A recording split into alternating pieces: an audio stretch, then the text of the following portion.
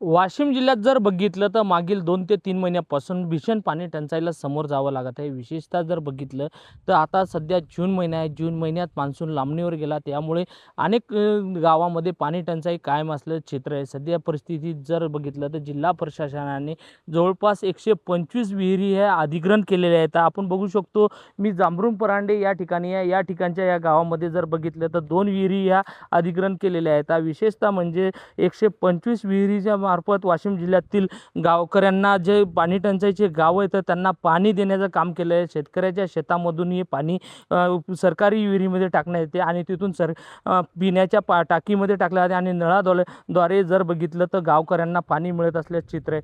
सध्या परिस्थिती जर बघितलं तर वाशिम जिल्ह्यातील ह्या 125 विहिरी अधिग्रहण केल्यात. त्याच्यासोबतच 4 टँकरही अधिग्रहण केलेले आहेत. जवळपास आता 4 गावांना टँकरनेही पाणी पुरवठा होत असल्याचं चित्र आहे.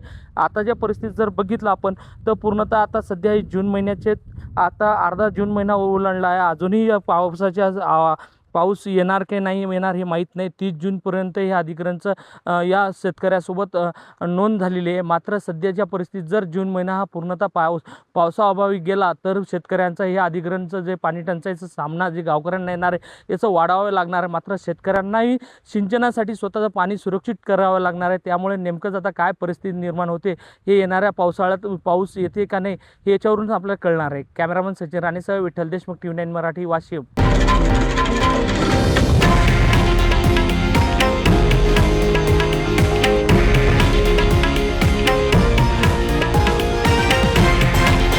हे आहे देशातील नंबर 1 न्यूज नेटवर्क आणि आपण पाहत आहात TV9 मराठी, एकमेव.